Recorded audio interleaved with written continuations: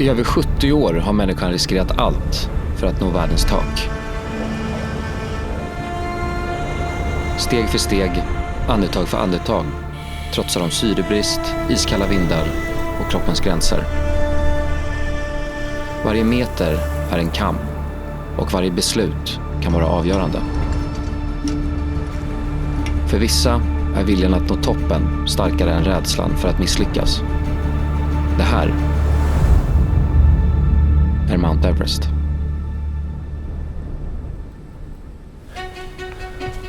Ni har fått följa med oss genom veckor av hård träning inför resan.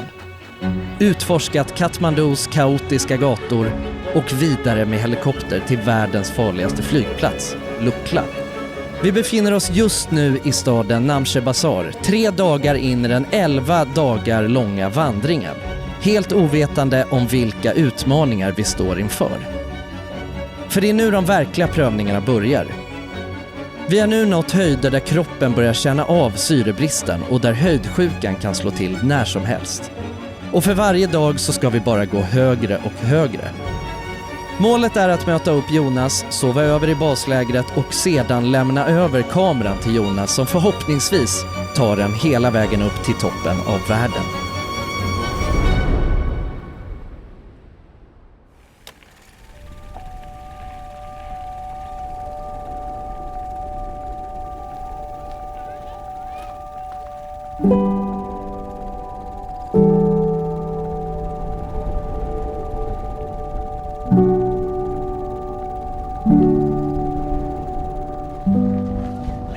Lustigt, vi träffade faktiskt en följare på hotellet i Kathmandu. Han var lite av en äventyrare och hade varit mycket i det här området. Och han sa att vi skulle träffa Tommy här. Ja. Svensk. Ja. Som har bott i Namche i 7 år tydligen. Är det Svenskligan? Jajamän, här är Svenskligan. Ja. Tjena. Ni har hört talas om det? Ja. Ja, jag hoppas att det inte är allt för illa. Nej. Jonas. William. Ja, ni har ju tajmat det bra i alla fall. Ja, verkligen. Bästa dagen på hela säsongen. Är det sant? Ja. Jäklar. Är det så? Men Tommy, du bor här i Namche? Nej, inte i Namche. Jag bodde där i första 6,5 år. Ja. Nu bor jag här bakom de här stora byggnaderna. Okej. Vårt hus. Jäklar. Det var ju för bergen. Ja. Det var ju det som var skälet först. Sen blev det liksom, jag kom hit till den här dalen 85. Ja. Jag vet inte, det var liksom... Ja, det var love at first sight. Sherpa-familjen Namche typ adopterade mig. Så jag hade liksom en adoptivfamilj här. Och då var det ju liksom andra skäl också. Ja, såklart. Det var ju liksom att åka och hälsa på dem och vänner. Och sen tyckte jag liksom att jag har gjort min insats i Sverige. Betalat mina skatter och behövde inte jobba längre. Och då tyckte jag, vad fan, det här är väl perfekt att ha som bas då. Det är ett helt annat levnadssätt. Tid är inte något som vi bryr oss mycket om. Alltså solen går upp, solen går ner. Det är liksom, och allt går sakta. Låter verkligheten få vara som den är och inte hela tiden krigar med. Inte stressa upp sig. Nej, då blir ens liv betydligt mer njutningsbart. Man slipper vara irriterad hela tiden. Sen kom liksom idéerna då om att försöka göra någonting som är meningsfullt här. Och det var ju liksom sophantering igen. En stor grej.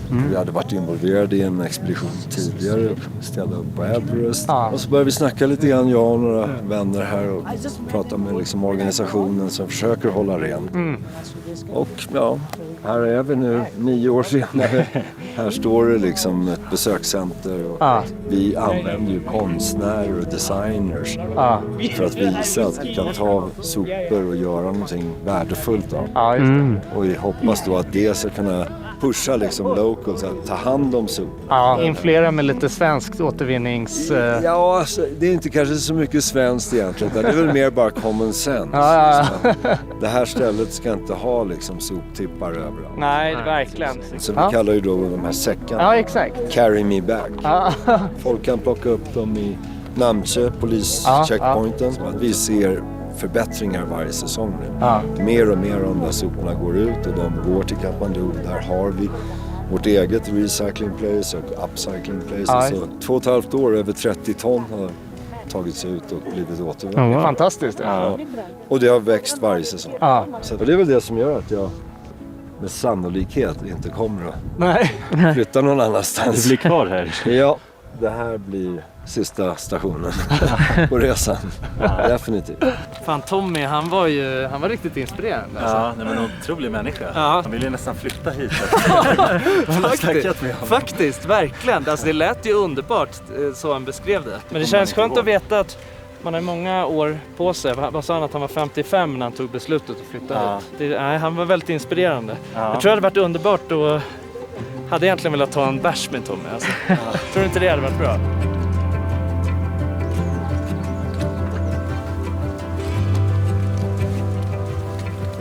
Nu börjar det bli intressant för mig också. Jag har faktiskt gått allt det innan. Så det här är helt new grounds för mig. Nu har jag ingen aning om hur den här vandringen kommer att vara. Vilket är lite speciellt. Och kul också. Det har varit lite skönt och Kulan har ju ändå kunnat berätta lite hur det har varit än så länge. Men det har varit jobbigt. Det är ungefär som att man har kollat på en film för 5 år sedan. Och sen så är det någon som sitter i soffan bredvid en och frågar så här: vad kommer nu? Vad händer nu? Och sen har man vet man kommer inte riktigt ihåg. Slipper du få den frågan eller? Ja, nu är det bara så alltså, jag vet inte. Jag har inte heller sett den här filmen. Nej, exakt. Det var summit today. No. Ja. That's too windy. Too windy.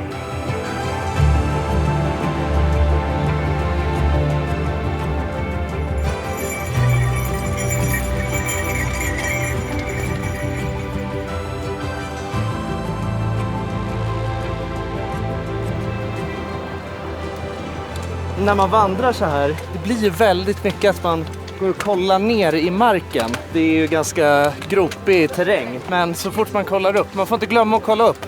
För det är fan helt sjuka vyer var man än är alltså. Det är så jävla häftigt alltså. Jag känner mig blessed alltså, att få vandra runt i den här miljön. Försöker njuta av varenda sekund. Även om det i stunder är lite jobbigt, så är det fan otroligt. Alltså, jag är väldigt tacksam att vi får möjligheten att göra det här. Det är fantastiskt.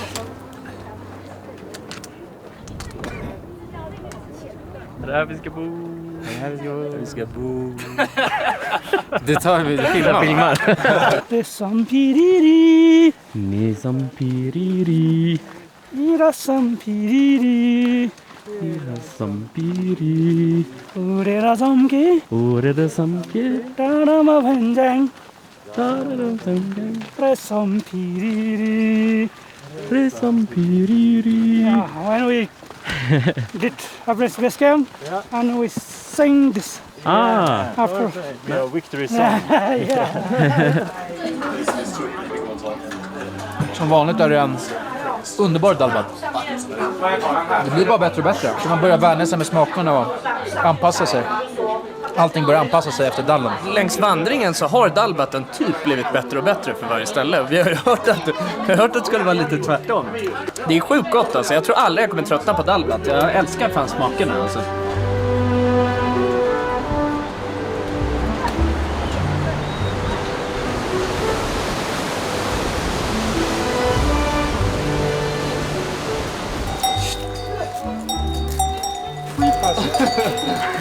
Join along.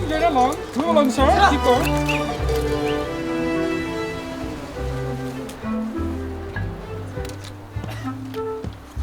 Ja, nu känner man att det börjar ta sig. Vi klättrar hela tiden i höjd. Man känner att det är tung luft hela tiden. Man andas mycket mer än vad man gör annars. Det är tungt uppför.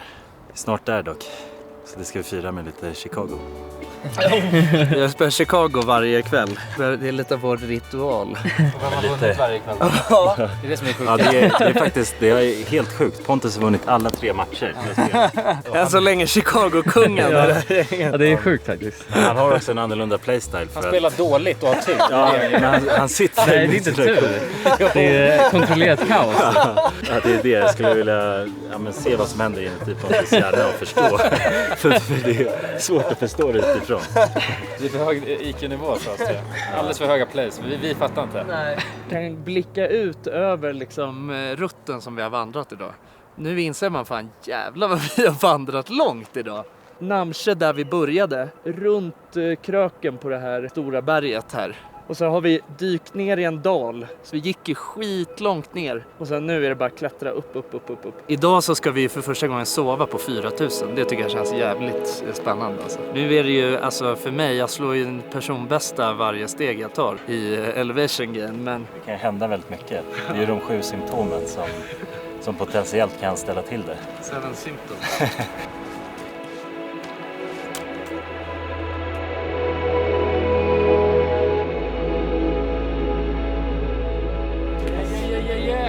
Ja, man.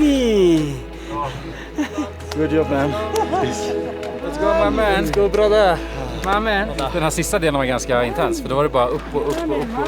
Ja, man. Bra jobbat! Vilket ställe mitt uppe i bergen. Det man verkligen säga. Det är ju buddhismen Som regerar här. Ja. Pemba berättade att alla sherpas är ju buddhister.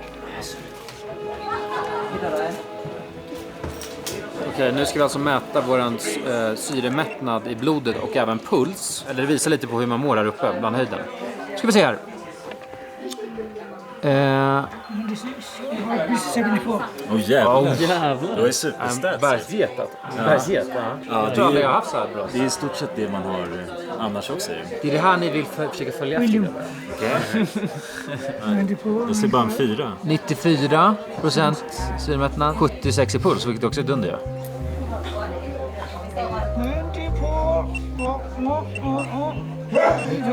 93, 100, nej nu går det ner, pulsen.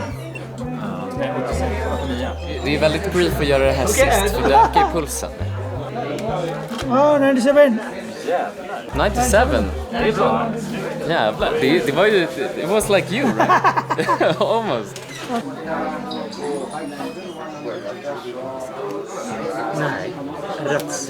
I win. Nej. Yes. Jonas is the 4K master. The 4K master. Jag tog hem det. Där är streaken över. Jag är bara glad att du inte vann.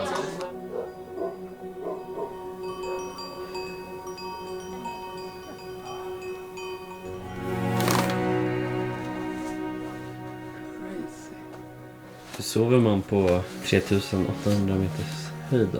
Jag sover fan kanon alltså. Nej men sjukt, så att en gång så har jag sovit som ett litet barn. Höjden har liksom inte påverkat mig någonting ännu. Jag vågar inte säga det för mycket dock, för att nu ska jag upp till 4 och 4 tror jag, eller 4 och 5. Då börjar det faktiskt bli ganska högt. Alltså det är nästan 2 stycken Kebnekaise. Så det är bara att hålla tummarna.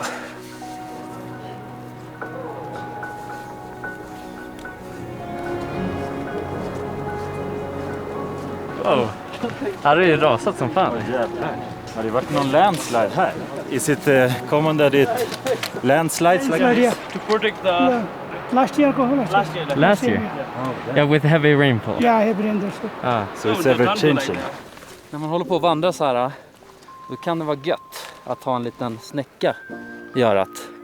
Det kan bli lite tradigt och då kan det vara fint att lyssna på en ljudbok. Vilket jag gör just nu faktiskt. Jag lyssnar på ljudboken Tunn luft av Jon Krakauer. Och den boken och över 1 miljon andra finns i ljudboksappen BookBeat. Som den här videon är i betalt samarbete med. Och Tunn luft är ju men man kan väl säga att det är en riktig modern klassiker när det kommer till vildmark och äventyrsböcker. Känns ju helt perfekt för oss nu under det här äventyret eftersom att den utspelar sig ju i den här regionen som vi är i. Det handlar ju om en av de kanske mest uppmärksammade Mount Everest-expeditionerna som slutade i en riktig katastrof. Det här var ju 1996 och Jon Krakauer som har skrivit boken var faktiskt med under expeditionen. Ja, den är väldigt, väldigt spännande. Lite läskig också faktiskt nu när vi är här, men det är gött att ha något att lyssna på. Och om man gillar äventyrsböcker så har ju Jon Krakauer skrivit en annan riktig klassiker, Into the Wild, som är en riktig personlig favorit också. Och självklart tillsammans med BookBeat så har vi en kod till er som vill testa på BookBeat gratis i 60 dagar. Använd koden RMM via länken ner i beskrivningen eller QR-koden här på skärmen. Stort tack till BookBeat som är med och sponsrar det här äventyret.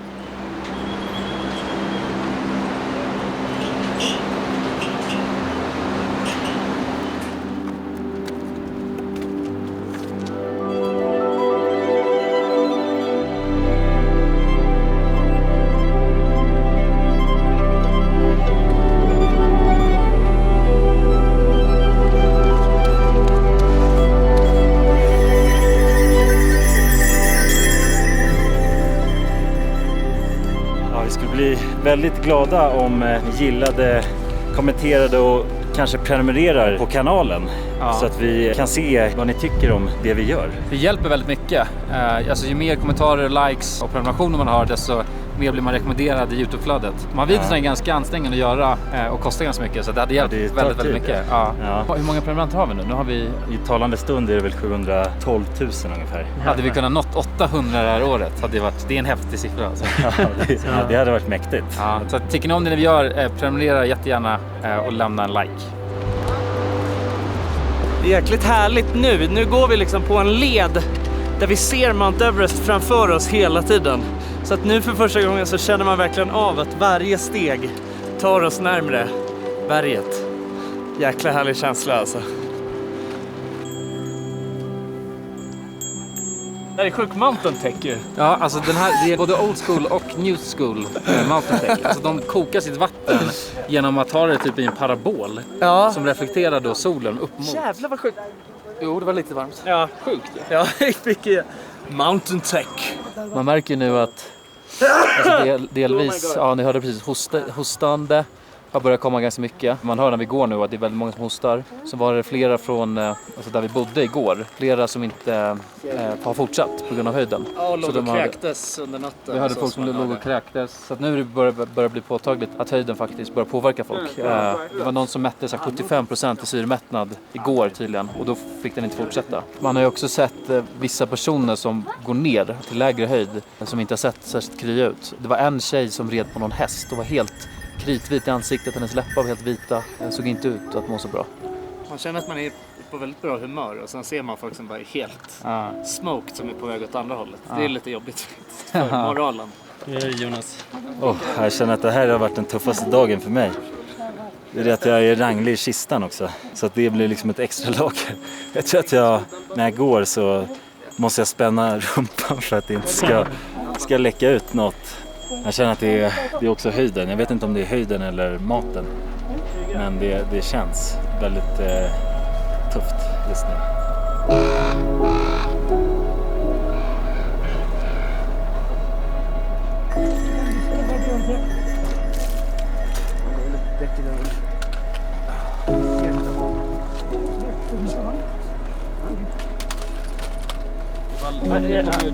I can carry this one is lighter. Jag vet den här känslan. Jag hade ju samma skit på... Ja, det är ingen kul alltså. Och det är så jävla vidrigt att träcka och gå runt och må illa liksom. Men när man mår illa och har massa, då ska man bara ut med skiten. För att annars blir det värre att gå runt och försöka hålla inne. För det kommer ju åka ut ändå liksom. Jonas är ju en riktigt tonkare också. Han är en ökänd tonkare. Ja, alltså faktiskt. Jag tonkar med tagmage. Det går lite snabbt. So you don't think it's the altitude? No. Is it maybe something he eaten or? Something wrong in his stomach, I think so. Yeah, it smells like a food poison, something like that. Other things, yeah. Där verkar träden sluta ju. Ja, det är väl tree line.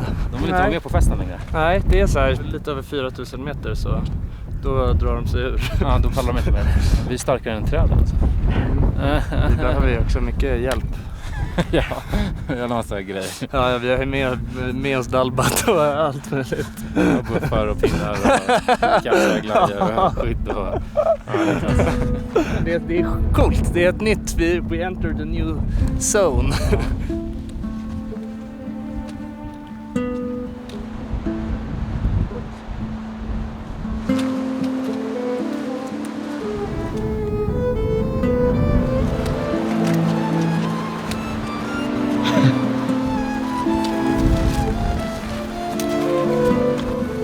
Hur känns det, Jonas? Jag börjar bli jävligt trött alltså. Jag känner att jag inte har någon energi kvar i kroppen. Jag blev av med allt vid lunchen. Så det finns ingen bränsle där att röra fram stubbarna. Så jag får köra på reserverna.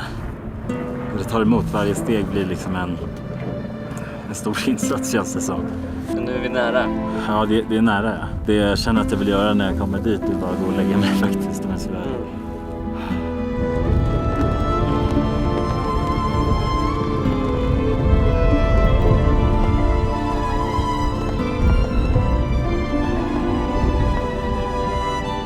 kommer bo precis under Amadablan. Jävlar vad häftigt. Under de här dagarna så har det vuxit till att bli mitt favoritberg här i regionen skulle jag säga. Det ser så jävla häftigt ut alltså. Mäktigt. Det är också Pembas favoritberg, berättar han för mig. Ja, han är fast besluten att en dag så ska han stå på toppen. Det här vi ska bo. Jäklar. Vi får ett pådrag. Det är ganska kul faktiskt. Alltså Lundags, det här är ju osläppta grejer. Ja, precis. De skickade med sina nya Padje Ultralight-väskor. Jag har 25 liten. Och jag har 45 liten. Och jag måste säga att jag, alltså än så länge så älskar dem. De är lite annorlunda än de tidigare Lundhagsväskorna jag har testat. De har ju liksom de här lite tjockare banden med massa fickor och grejer. Det påminner lite om så här, som man har typ när man kör så här ultralopp. Alltså springväst. Ja, exakt. Jag har haft massa snacks och solkräm och grejer. Så att den inte väger någonting också. Nej, det är precis. Det är sjukt nice. Vattentät också, hela den här liksom. Nej, jag älskar den. Jag tycker de är skitsnygga också. Det är ju lätt att man blir alltså gear-nörd. Alltså när man har bra grejer. Det är precis. Helt skojigt. Ja. De har ju precis släppt sina nya Paddy Light trekking-kängor. Ja, just det. Som vi egentligen skulle ha haft dem på oss, men vi hade inte få dem riktigt. För Nej. de var så pass nya. Men de har ju vunnit priser och grejer också. Ja, de ska ju vara helt sjuka. Ja, de ska vara riktigt sjuka. Så de är jag väldigt taggad på att testa till vårt nästa äventyr. Ja, absolut. Det är ju alltid spännande med nyheter. Så att kika in Lundags hemsida för dropsen. Vi ser vad vi har för rum. Oj. Cozy.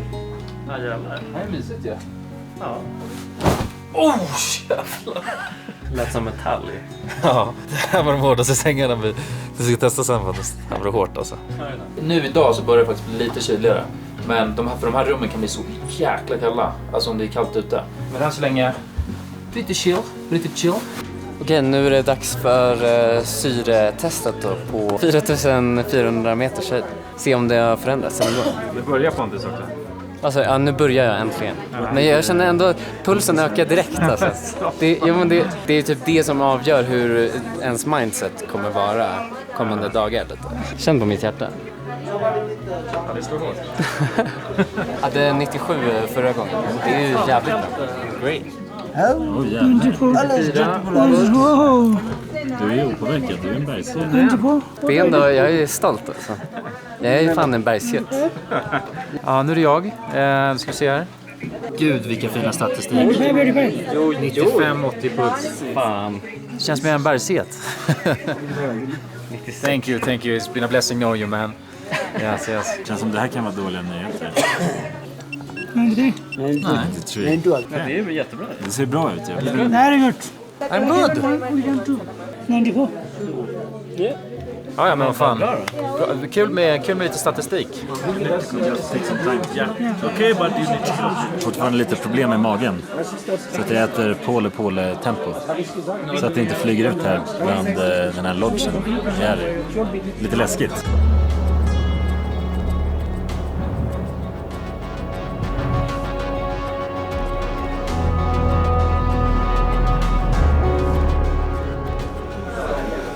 Vi sätter på Ant Middleton här. Han är lite av en legend. There he is. Nice to meet you. We're gonna do it here. Yeah, or we can go... We're rocking and rolling. Let's go. Yeah, this is a new thing, YouTube. We're always ready. Yeah, listen, always ready. I'm always ready, mate. So let's go. How are you? Always good, you? Nice, I'm very good. Tell us, you're doing the base camp trek? Yeah, so I've got 10 clients I'm taking up to Everest Base Camp. Yeah. I summited Everest. You see a picture over there, it's the 18th of May. Yeah. I summited on the 14th of May of 2018. Wow. Since done K2 as well. Summited K2 in 2022. Oh, yeah? And now I'm just doing sort of small expeditions, Yeah. EBC, K2 Base Camp, some of the 7 summits. So what's really important is just to keep one momentum. Get your breathing pattern under control. Yeah. Because if you can't control your breathing and you have to stop and then control it and go, Get into that rhythm. it's not good. Yeah. And once you keep the blood circulating at a constant pace as well, it circulates the oxygen a lot better and you acclimatise a lot quicker. And you'll feel it when you get to base camp. You'll feel a switch in energy. You'll feel a switch in mood and in attitude. And Yeah, it's exciting, but it's intense. Yeah. It's an intense feeling. I can imagine. But it's an exciting feeling. Even though you're not doing it, just try and get yourself in that mindset, because it will probably spark something in you. Where in a couple of years you'll probably want to do it. For sure. Thank you very much. Best of luck, guys. Best of luck. Lovely to meet you. Nice to meet you. Lovely to meet you. God morgon gubbar. Good morning baby boy. God morgon. Din mage vill inte behålla något i kistan. Nej. Så skriv på läppen alltså det. Nej. Ja, liksom ingen energi i min kropp. He didn't eat anything, and like diarrhea, vomiting, are some symptoms of like high altitude. So yeah, we need to be careful. Händer om man inte kan följa med på akklimatiseringsrundan? Ja, det är inte bra liksom. Då kommer det bli jobbigare sen för honom. Ja, vi ska gå och kolla hur det är med Jonas. Han har försvunnit. Hallå! Jag tror att bli av med frukosten tydligen. Ja, det var jag så. Har du kräkt? Ja. Nu så påbörjar vi vår akklimatiseringshike. Idag så ska vi över 5000 för första gången. Känns helt spännande alltså. Men det kan nog bli en tuff dag.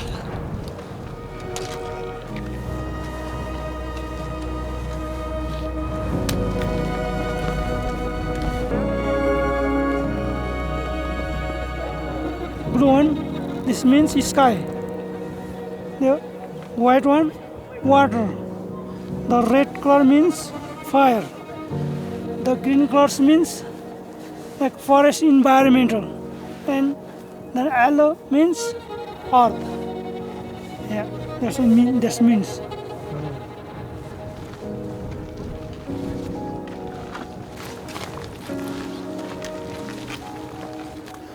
Hur kommer den här snusen kännas då? Är det högsta snusen du har tagit? Ja, det är lätt alltså. Jävlar vad gott det är så här högt upp. Har man bra snusdagar? Ja, det kan man. Det är lite som hårdagar. Bad snus det. Jag hatar när man har bad snus det. Vad har du för snusdag idag då? Nej, det är allt som... Jag försöker inte stoppa i mig någonting. Tyvärr inte snus heller. Så att det är en dålig snusdag tyvärr. Jag känner mig inte hungrig, eller även fast jag inte ätit på 30 timmar. Strong Swedish warrior, Jonas. Ja, Se verkligen. vad som händer. Jag har 3 av 7 symptom liksom. Jävlar va. Åh jävlar. Ser man mitt ris? Det gås alltså. Det gås. Ja, nu måste Jonas, eller guiden har sagt till honom att det är nog bäst om han går ner nu. För tanke på att han inte får i sig mat och grejer. Men vi ska försöka fortsätta upp lite. Sad to see you go man. Vi ses nere i byn. Lycka till grabbar. Ja, ska Ner och kurera dig. ner i stugan.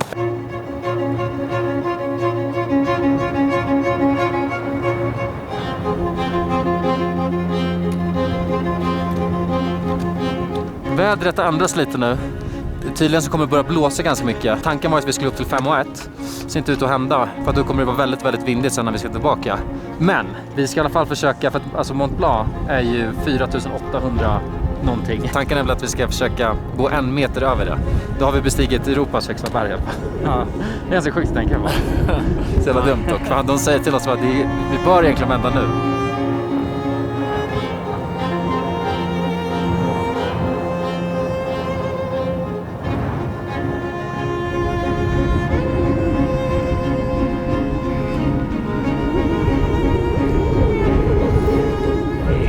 That's it mannen. Det är typ 50 meter över Mont Blanc. Ja, jag vet. Vi har bestigit Europas, vissa säger att det är eventuellt extra berg. Det bestiger Mont Blanc. Snyggt jobbat. Hur går boys? Ge mig det här. Ge mig det här. Nej. Du, jag gjorde så med dig. Nej, du missade det. Shit. Just med. Det var Halla alltså. Gjorde med en annan. God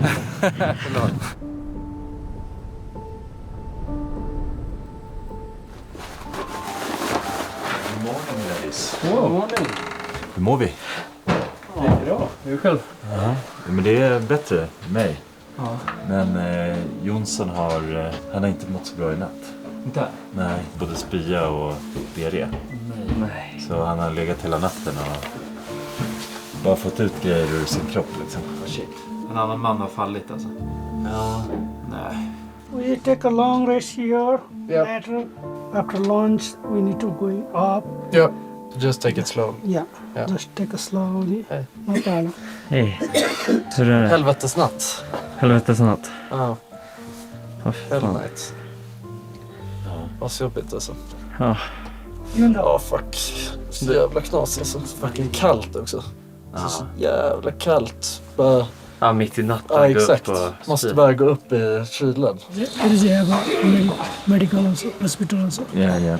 You can go to the hospital, they can take a rest. Då är han där på sjukhuset tills vi kommer tillbaka sen och så drar vi till Kathmandu efter det. Han kommer klara det. Han kommer köra igenom det här.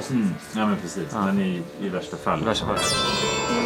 Ser vi, det flög precis in en helikopter väldigt nära bergen här. Det Pemba tror är att de hämtar upp någon som har blivit allvarligt sjuk. If people sick, took from here then Lukla hospital.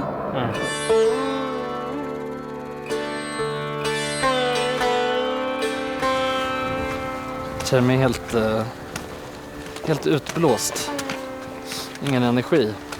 Jag har bara spytt och det andra äckliga hela natten lång. Så att jag har verkligen tömt alltså på varenda liten grej jag har haft i mitt system. Det var det. Ska vi vandra upp till 4900, vilket är en vandring på runt 7 timmar.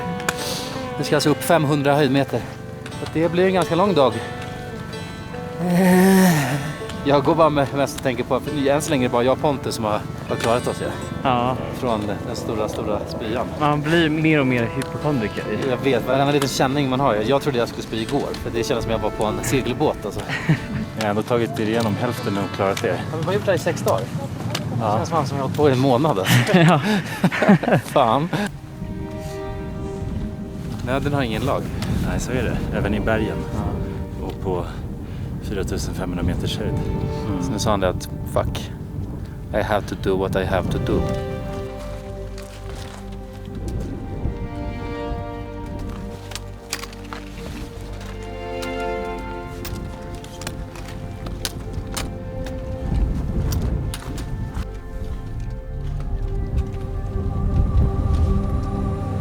Luften är tunn här uppe, så det är betydligt mer ansträngande att ta sig upp. Alltså jag tror att råkar fisa nu så kommer det nog hända oss andra saker, tror jag. Nej. Har ett brader. Då kör vi, brorsan. Då kör vi in i kaklet. Nu har vi kommit fram här till en minnesplats för alla som har mist sina liv i bergen.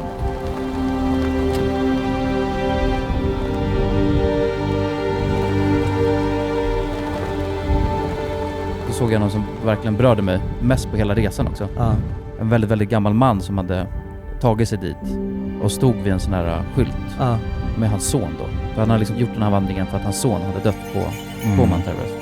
Föll ihop och såg och Ja, det var jävligt fruktansvärt hjärtskärande. Alltså. Det är här vi ska bo. En fucking krigare, brorsan. Så jävla bra. Bra jävla pushat, mannen. Noll sömn i systemet. Ingen mat. Nu är det över. Får bara återhämta dig. Ja, jag fattar det. Ja, det är så jävla starkt.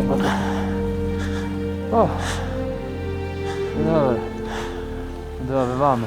Fan, det värsta jag gjort alltså. Usch.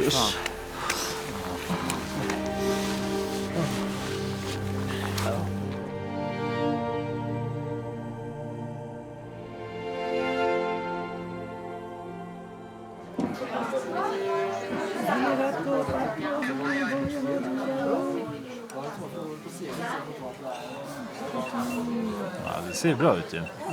Speciellt på 5000 meters höjd. Då har den ju gått upp lite sen jag kom. Det var på typ 81 tror jag när vi precis hade kommit. Men som det sa han också var lugnt. Liksom. Men det är så jävla svårt att få i sig någonting alltså.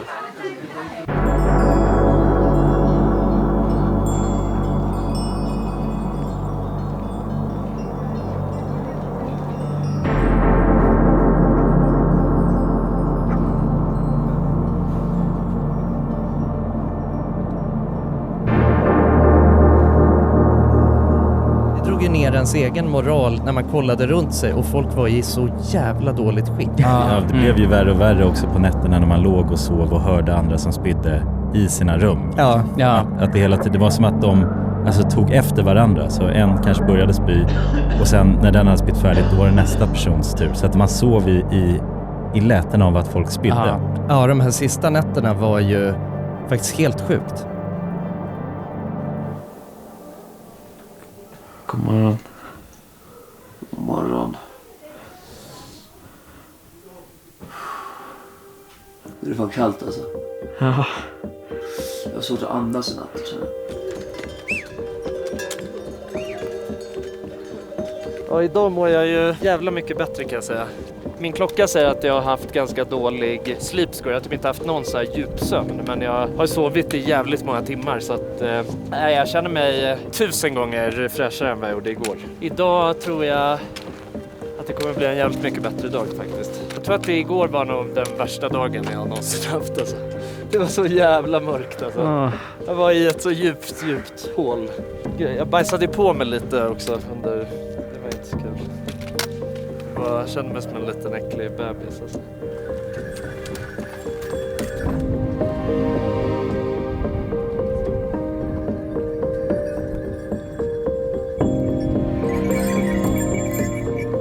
Där grabbar. Ja. 5000 meter. Ja, jävlar. Shit alltså.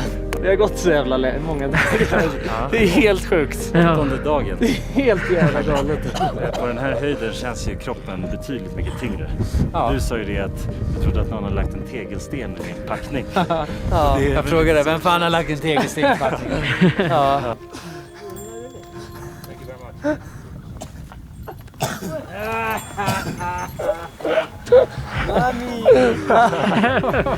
Det är nog det sämsta man kan göra vid den här 5000. Det är kul att sätta 4-5 000 röka cigg. Där har grabbar, då är vi klar. Kommer till 5000. Det ser fan jävligt rutinerat ut att röka cigg på 5000. Det känns jävligt bra alltså. Så där då gubbar. Var det gott då? Nej. Var det inte. Det känns som att Jonas kommer bli så jävla besviken när han bara tar rökt cigg. Det känns konstigt i lungorna.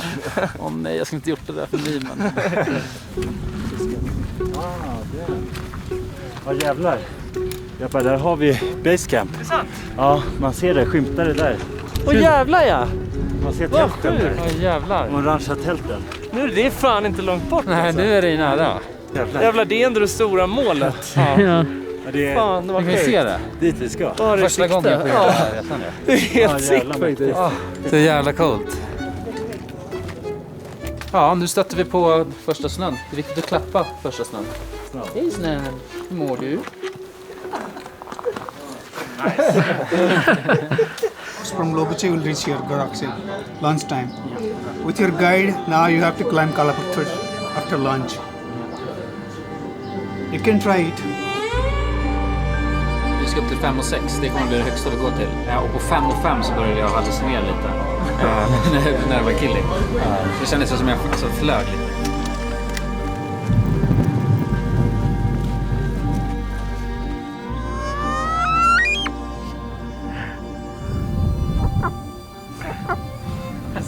Oj, vad nära. Hej! Fy fan vad gullig. Ja. De är så chill ju. Hej fågel! Det verkar vara ett torg. Ja. De är här uppe i bergen och har det gött.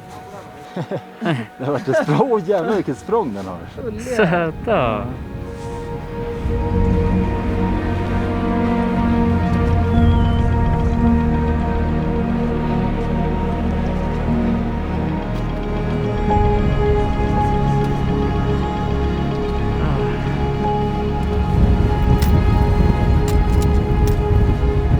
Det är inte långt ifrån toppen. Nej, jävlar. Det här partiet var fan...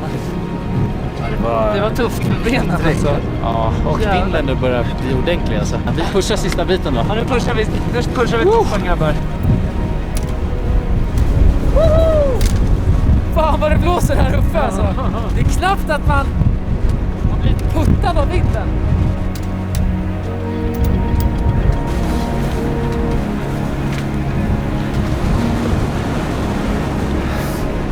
Hur långt vågar man pusha då? Jag vet inte, här går gränsen alltså. Ja, men jag kommer inte pusha mer ditåt. Nej. Jag tänker man ska upp. So wind is coming here and there. Yeah, so yeah. please be careful. Yep. Yeah. Okay.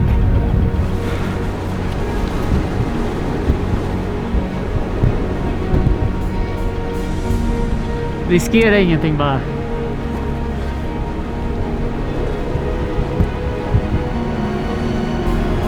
Woo! Ja, man. Come this side, please. Be careful. Hi, Jonas. Look at it, please, guys. Gotta watch out for me.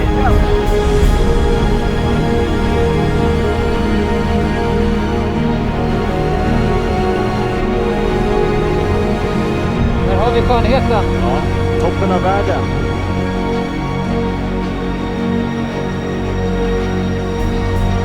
Det känns som att vi är nära. Men det är fan en jävla uppförsbacke. Det där var lite läskigt, men man måste vara tvungen att ta på toppen. Alla gjorde det alltså. Han var orolig för oss. Bra jobbat. Bra jobbat, mannen. Let's go. Right. Bra jobbat. Put your brother, please. Mommy! My man. My man. Man vet inte om man står där. Jag var rädd att ifall vinden verkligen kickar igång. Ja. Kanske man bara flyger av som jävla vante. Ja, det är basecamp också. Man ser basecamp därifrån. Ja, har ni tänkt på grejer? Alltså om ni kollar upp mot himlen. Det är fan känns det som om man är där. Jo, tycker du inte det? Ja, jag håller med. Faktiskt, det har jag inte tänkt på. Nej.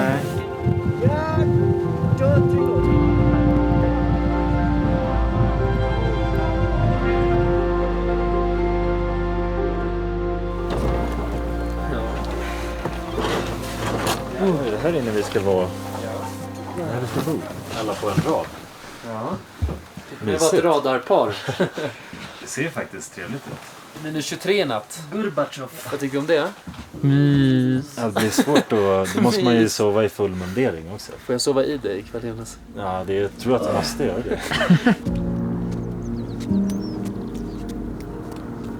Så där då hörni. Nu är det sista pushen. Alltså, det känns fan overkligt att säga det. Idag så kommer vi nå Everest Base Camp. Och träffa upp Jonas för första gången.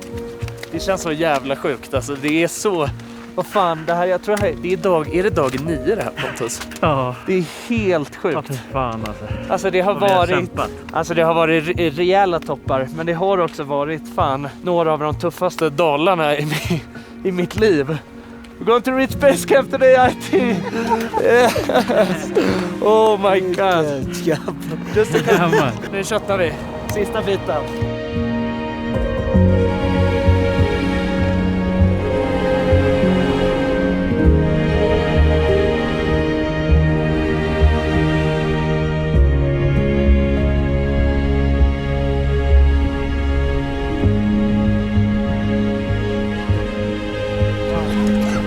Yeah buddy! Ja.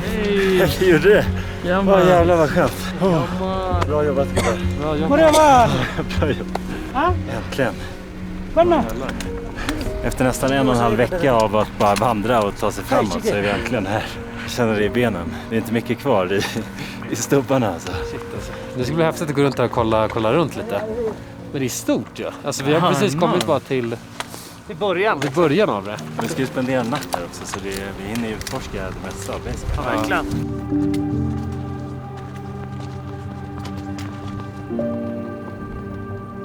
Alltså jag måste ändå säga, för man har hört att det ska vara så skitigt på Basecamp.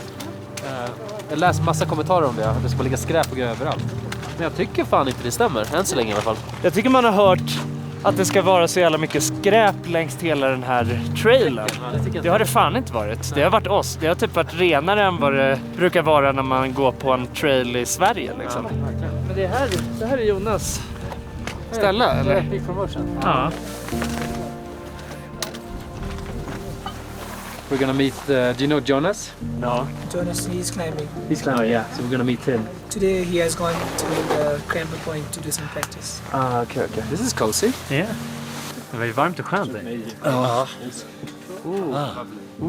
Thank you very much. Mina händer är så kalla alltså. Jävlar vad det är nice faktiskt. Ja, det är varmt också. Ja. Jag är så kall om mina händer så jag känner inte om det här är varmt eller inte. Hello! Nice to meet you. Nice to meet you. Ja, här har vi fått någon sorts friterat nudelpölje. Och sen grönsaker. Det verkar vara det som är kosten här uppe i Basecamp. Enligt Jonas så blir alla friska när de kommer till Basecamp. Maten här är bra. För det är läskigt alltså. Som vi har gått igenom under de här dagarna. Så att man är en helt nedbruten man när man väl anländer till Basecamp. Ja. Fast inte riktigt man ska äta nudlarna. Det här var faktiskt väldigt gott. Den här friterade nudelhögen. Där har vi han. Bra, han har hittat hit. Ser gerad ut. Ja, verkligen. Jag har varit och klättrat i Kumba Icefall. Fan vad häftigt. Tjena kingen. Läget? Bra.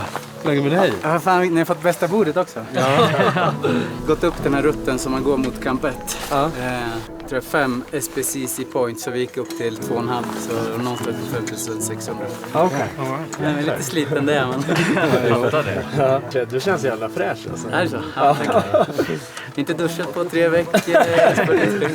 Jag ska inte ljuga, jag känner mig inte helt fräsch. Är det så? Nej fan, det är tuffare än vad man tror alltså. Ta oss till Basecamp. Ja grabbar, välkomna till campet. Ja, tack så mycket. Kolla det här iglotältet. Ja. Här inne ska ni bo. Är det sant? Fy fan vad mysigt. Vilken lyx alltså. Det här känns nästan skämmigt att vara så här bra. Faktiskt. Kolla ditt tält i ett tält alltså. Det är jättemysigt. Det här är ju... Det är varmt också. Det är ju glamping där.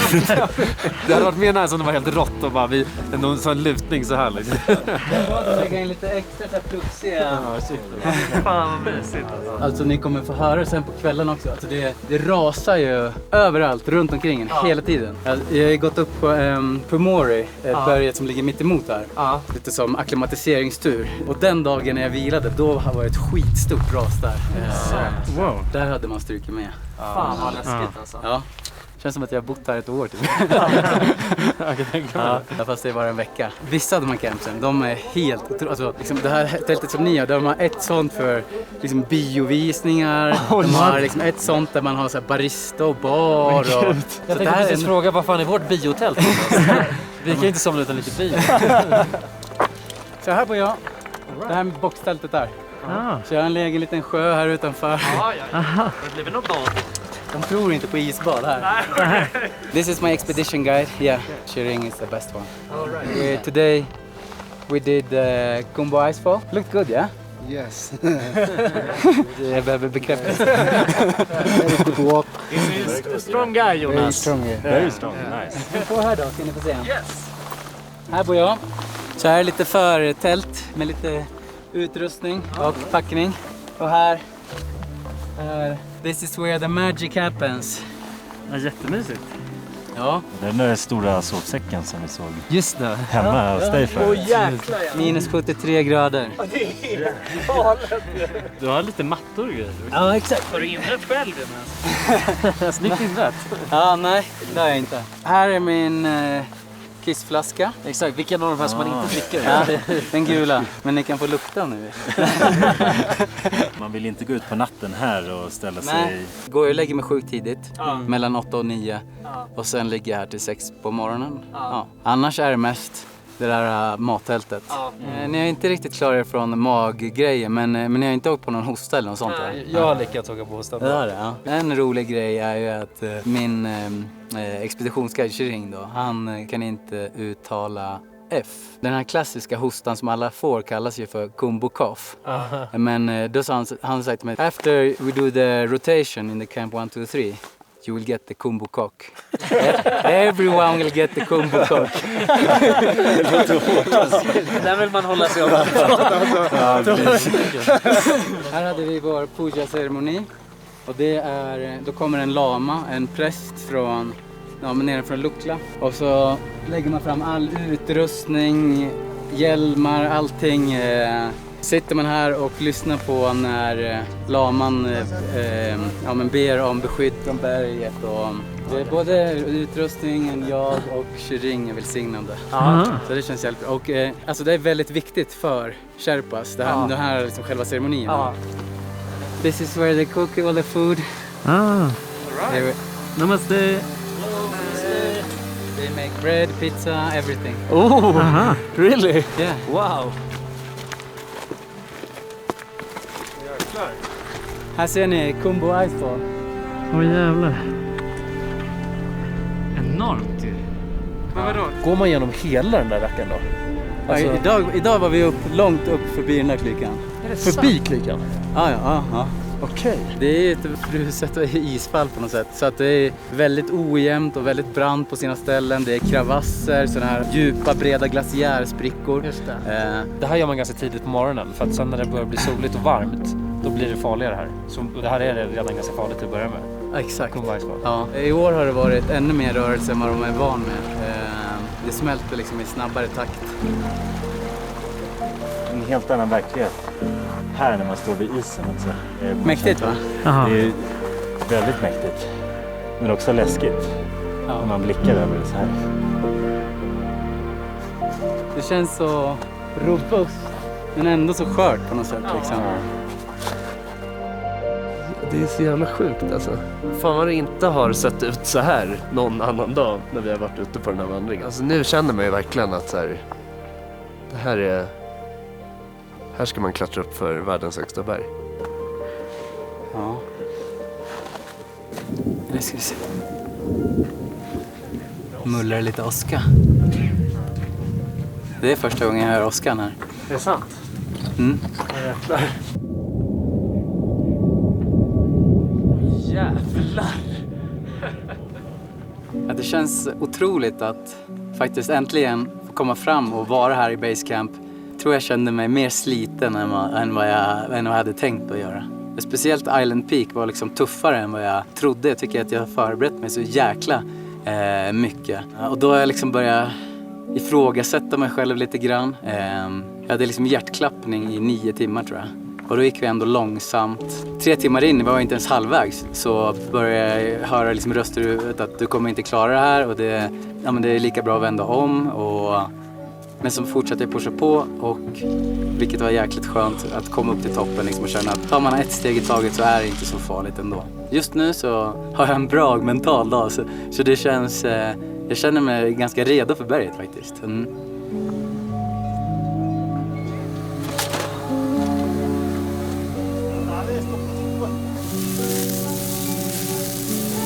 What's on the menu? One more spaghetti. Nice.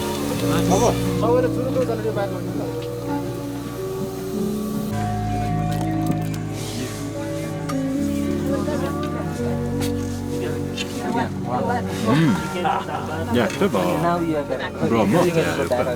Jag tycker typ den där soppan som vi precis åt, det var bland det godaste vi ätit under hela resan. Sjukt att det är bättre mat i Basecamp än vad det har varit liksom. Ja. Det är lite blandad stämning tror jag. Vissa känns det som att de verkligen så går in i sig själva och är lite tystlåtna. För mig är det svårt att sitta och ladda i flera dagar liksom. Så för mig, jag känner mig avslappnad och försöker bara prata med. Det är ett jättetrevligt läkarteam som jag delat mattält med, så de pratar jag jättemycket med. All right. Då var det läggdags. Ja. Du ser, vi har ju vår mysiga lilla iglo. Det kommer bli kallt. Ja, här ska vi ligga och mysa. Det är mysigt. Ja. Testa att lägga det här, Jonsson. Ja, jag ska göra det sen. Kan inte testa nu. Så. Det kommer bli minus 20 i Nej, vad fan, nu hoppar vi till koj. Sista natten hörni. På det här äventyret. Ja.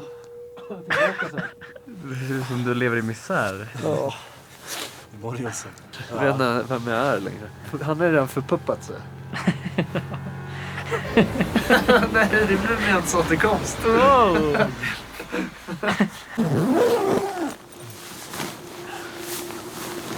Det var så jävla fint att träffa Jonas.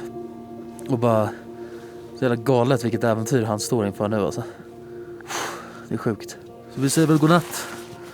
Och puss, så ses vi imorgon.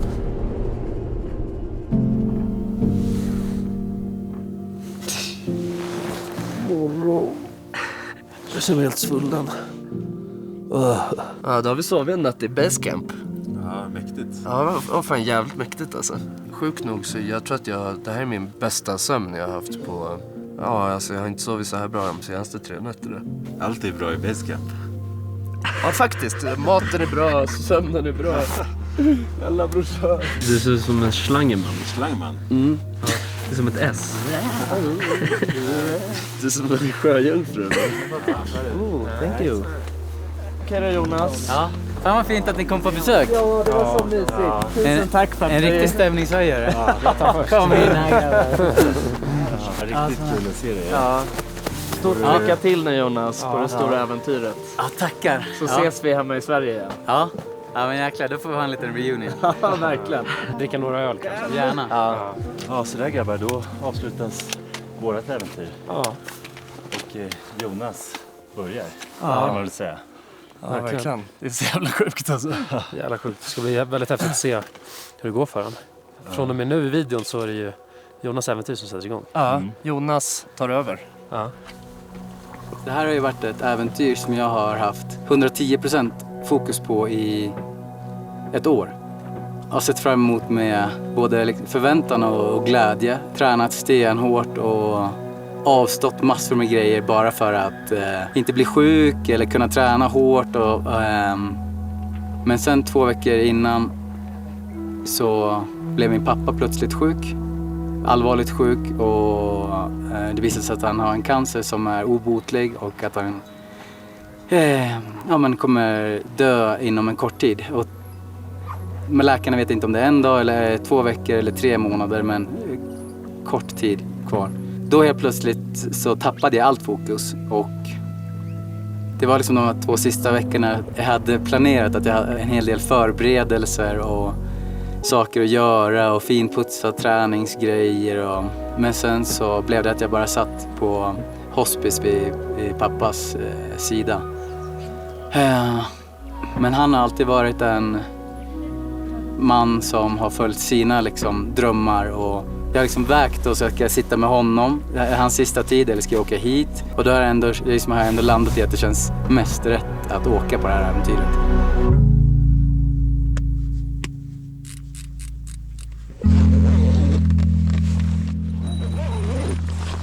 Nu är vi på väg.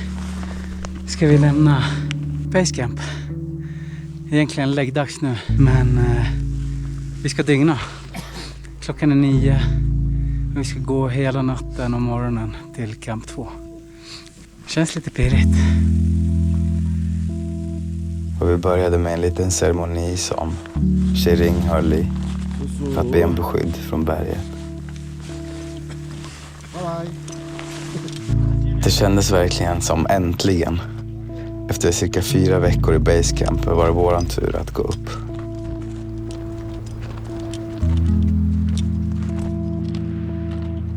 Och sen gick vi upp i Khumbu Icefall.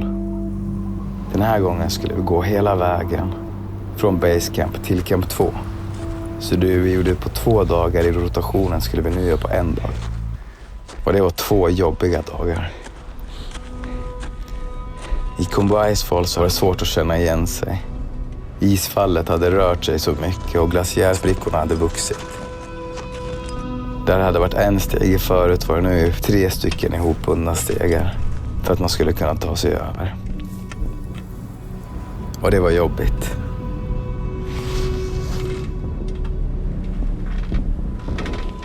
Det har gått i 5 timmar. Jag går så långsamt att Shiring blir trött. Han måste ta lite kaffe. I walk so slow you get tired, yeah? Get sleepy.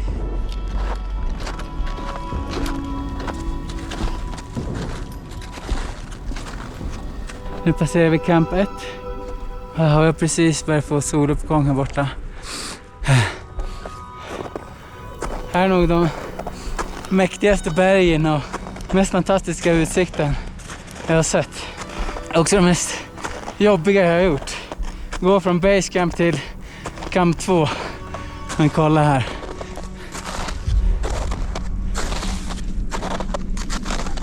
Och så har vi Everest där uppe. Klockan är strax 8.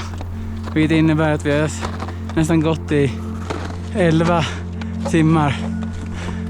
Och här var vi camp 2. Och här har vi Gilmo. Äntligen fram. Äntligen fram. Ja, fy fasiken. Här är nog det jobbigaste jag gjort. Men det är dag 1 bara.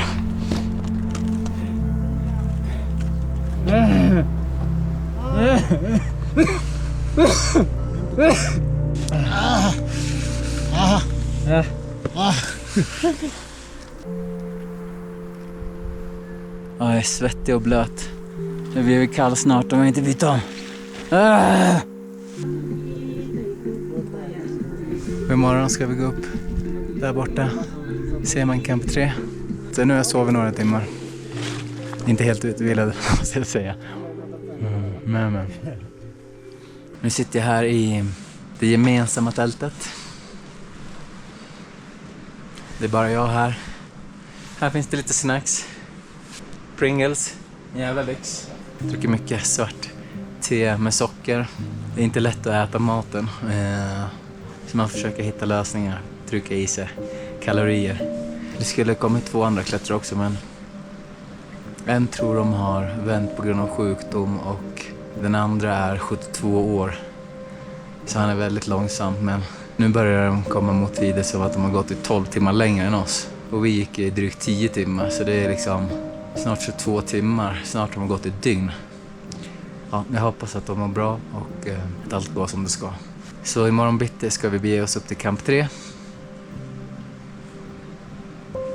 Det kommer nog gå bra. Ja, det har varit lite känslomässigt idag. Nu när jag har suttit här själv. Och varit helt sliten. Jag har tänkt mycket på pappa som blev sjuk precis innan jag åkte. Jag vet inte om han lever eller om han har dött.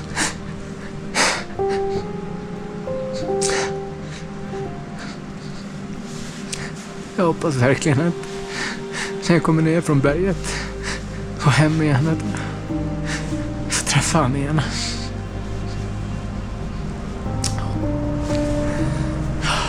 Det har gått väldigt bra på berget. Vi har bestämt att vi inte skulle ha någon kontakt, så att jag vet liksom inte hur det har gått för dem. Jag tror att det är bra så jag kan ha full fokus på mitt äventyr. Ibland kommer det sådana här stunder. Och så tänker man om man har gjort rätt. Ja, jag bara hoppas att han kämpar på och är stark. Och väntar på mig när jag kommer hem. Ja, det är jäkligt tufft att få i sig mat på den här höjden. Jag brukar kunna äta en hel häst. Det känns nästan som att det liksom varje tugga ska bända. Samtidigt så måste man äta. Dagen efter skulle vi gå högre än vad jag någonsin tidigare hade varit. Hela vägen till camp 3 som ligger på 7100.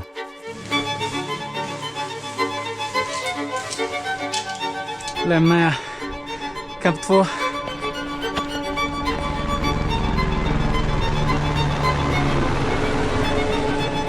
Och den stigningen börjar ganska brant. Den blir på slutet enormt brant. Det är så jäkla tungt.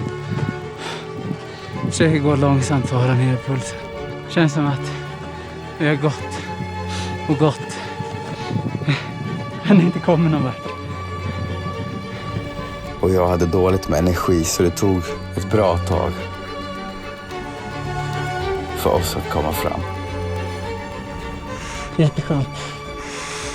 Så skönt att vara framme. Och jag ser gasen på. Och den hjälper otroligt.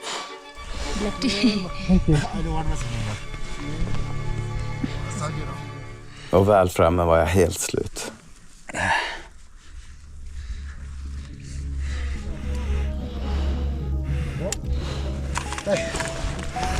Good job. Här är vårt tält. Och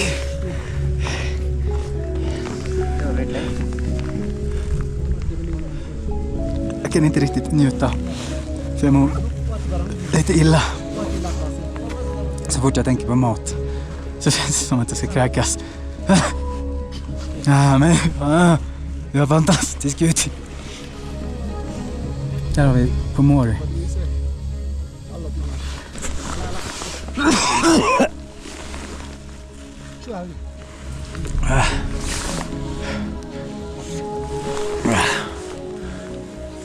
Och jag kräktes och kräktes.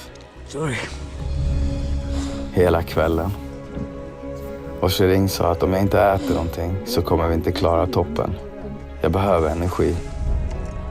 Men det gick bara inte. Så jag kröp ner i sovsäcken och låg i fosterställning och somnade. Nu mår jag lite bättre. This is Pemba. How are you? Good, sir. Are you? Good. Actually, not super good, but better now. Ja, det är första gången jag är på den här höjden. Så jag vet inte riktigt hur kroppen kommer reagera. Och det var faktiskt väldigt skönt att kräkas lite grann. Jag var så himla illamående där ett tag. Jag har gått nästan 1000 höjdmeter nu. Och det har varit extremt brant. Och även fast det här har varit kanske mina 2 tuffaste dagar någonsin i rad nu. Och jag är sjukt sliten. Så jag känner ändå att jag kommer fixa det. Det är bara några tuffa dygn kvar. När Shering väckte mig så kände jag mig fortfarande svag, men vi tog på oss vår utrustning. Och gick ut ur tältet. Och möttes av den längsta kön jag någonsin hade sett. Och inte bara jag. Även de runt omkring oss som hade varit uppe på berget 10, 12, 15 gånger sa att de aldrig hade sett en så här lång kö tidigare. De uppskattade kön till ungefär 300 personer. Vi ställde oss i den här kön, men bara efter 10 minuter så tog vi beslutet om att gå och lägga oss igen. Att det inte var någon idé att stå tillsammans med så här mycket folk. Så istället för att ta toppen den 18 maj sköt vi nu på det på en dag till 19 maj. Och när jag vaknade så mådde jag faktiskt mycket bättre. Så jag tror att det var helt rätt beslut. Den dagen kunde jag äta och frukost, försökte trycka i mig så mycket energi som möjligt och dricka så mycket vatten som möjligt efter allt som jag hade förlorat dagen och kvällen innan. Gilmo, are you cold? Yeah. How cold? Very, very cold. Yeah. Ett tag stod vi i den där kön, men den var helt brutal. Problemet nu är att Pemba har gått redan. Så han är redan halvvägs till kamp 4 med våra matlagningsgrejer och vår mat. Och våra varma grejer. Så vi ska se om vi kan försöka låna ihop något. Och sen gick vi och la oss igen. Och klev upp mitt på natten. Tog på oss utrustningen och gick ut. Och den här gången så var det nästan tomt på folk. Nästan bara vi. Så vi gick.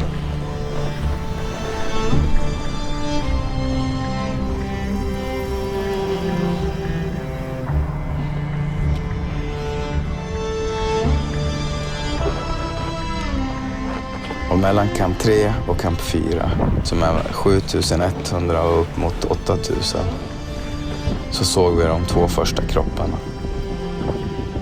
2 första liken. Och de hade inte varit döda mer än 24 till 48 timmar.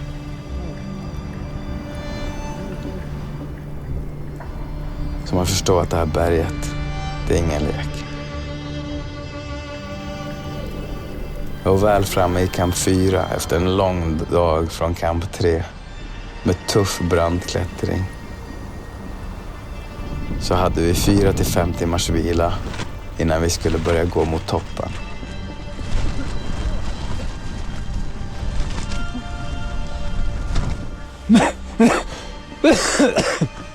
Jag tror att det kommer ta 12-13 timmar. Jag har precis gått i 12 timmar. Eller 11. Jag har inte fått i mig så mycket vätska så jag ska försöka dricka lite nu. Lite vätskeersättning. Det här är det sjukaste. Det är jobbigt.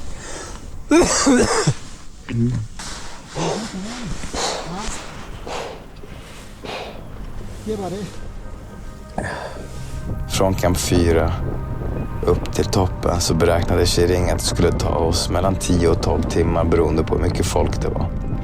Vi startade i solnedgången klockan 6 och vi var de första som började gå mot toppen. Det positiva med att vara först är att du har berget för dig själv. Som du får inga trafikstockningar som du fastnar i och du kan bestämma ditt eget tempo.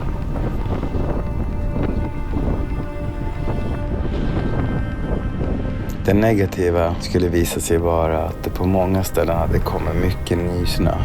På vissa ställen knädjup snö. Att trampa upp leden i knädjup snö i världens högsta berg när det är som brantast tar mycket energi.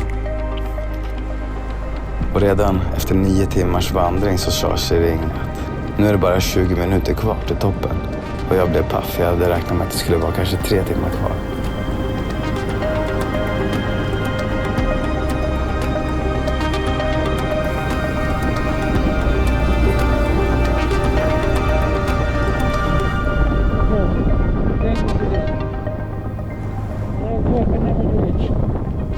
Och väl framme på toppen så var det inte riktigt som jag hade förväntat mig. Jag hade sett mig själv att vi skulle nå toppen i soluppgången, ett vackert ljus med fantastisk utsikt. Att vi skulle kunna stå där och njuta av toppen och våran bedrift. Men på natten på Mount Everest topp är det extremt kallt. Mellan minus 30 och minus 40. Och lägg därmed till några av de starkaste vindar som du upplevt. Det var väldigt skarpt läge. Gick inte att njuta riktigt som jag hade tänkt mig, utan jag ville bara försöka ta en bild med min flagga, vilket inte var det enklaste i den där vinden. Sen började vi gå neråt. Vid ett parti som jag tror var vid Hillary Steps så hade det blivit den första ordentliga trafikstockningen på ungefär 30 människor i en väldigt trång och brant passage. Och jag och Shirin som skulle gå ner mötte de som var på väg upp, men de rörde sig ingenting. Det stod helt stilla. Så Shirin föreslog att vi ska klättra förbi de här. Väldigt svår klätterpassage. Det var halt, stenigt och brant. Jag tror det tog mig ungefär 30-40 minuter att ta mig förbi den där passagen. Och för varje minut så blev jag bara tröttare och tröttare. Och jag kunde knappt andas. Så sjönk jag bara ihop i snön. Och Shirin sa åt mig att resa på mig, men jag kunde inte. Jag hade ingen krafter kvar. Och då kollade han min syrgastub och såg att den var tom. Så jag hade i ungefär 30 minuter varit utan syrgas i dödszonen. Så vi bytte syrgastub och så fortsatte vi att gå. Men från toppen sen av Everest så ska man hela vägen ner till Camp 2. Och det är nog bland det jobbigaste jag har gjort. Jag hade gett allt. Mina ben var som spaghetti. Vi hade slut på vatten, energi och mat. Jag var tvungen att sätta mig ner och bara flåsa hur många gånger som helst. Jag tror det tog mig ungefär 16-17 timmar att gå från toppen till Camp 2. Och väl framme i Camp 2 var jag helt slut. Och jag hade tänkt väldigt mycket på min pappa. Och jag ville så gärna veta hur han mådde, om han levde.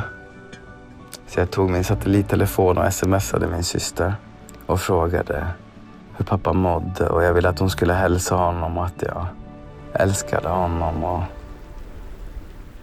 att jag är så tacksam för att han är min pappa. Och då skrev hon tillbaka att han har inte pratat sedan i torsdags.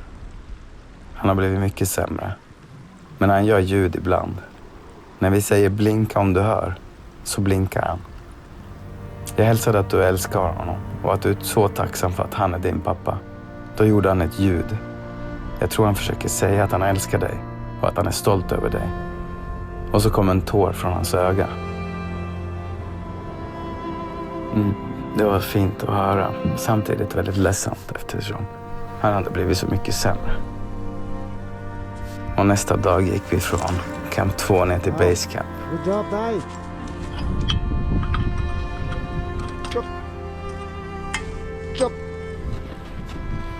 Och då fick jag reda på att pappa hade somnat in. Och samma dag som jag stod på toppen av världens högsta berg tog min pappa sitt sista andetag. Han kämpade in i det sista. Och när han fick beskedet att det tagit mig upp och ner, helskinnad och trygg, då kunde han släppa taget. Hans kropp orkade helt enkelt inte längre. Det är svårt att ta in att i samma andetag uppleva en av sitt livs största bedrifter och en av de största förlusterna. Livets ytterligheter och en emotionell berg- och dalbana. Men mitt i all sorgen så finns en tacksamhet. För dagarna som vi fick tillsammans innan jag åkte. Att vi fick komma så nära varandra då. Att vi fick tid att ses, prata, skratta, gråta. För att jag fick säga allt jag ville säga. Och för att jag vet att han hörde och lyssnade. Och om det är något jag vill dela med mig av så är det detta. Vänta inte. Vänta inte med att säga det du vill säga. Till dina föräldrar, dina vänner, dina syskon, din partner. Vänta inte. Säg det nu.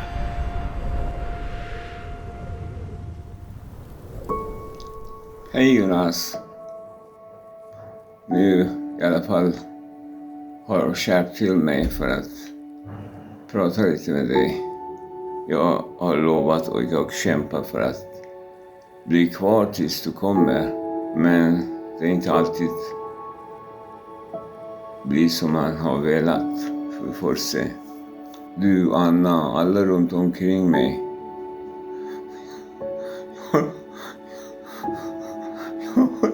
Jag har varit så solo och det finns ingen som vet hur mycket jag älskar dig. Jag verkligen hoppas och att du innerst inne kommer tillbaka med helskinnet. Jag är 74 och jag har varit helt nöjd med mitt liv. Speciellt efter ni har kommit. Du med den knasiga huvudet. Livet går vidare, det är bara så. Jag skulle, om det var värt, skulle krama dig så hårt.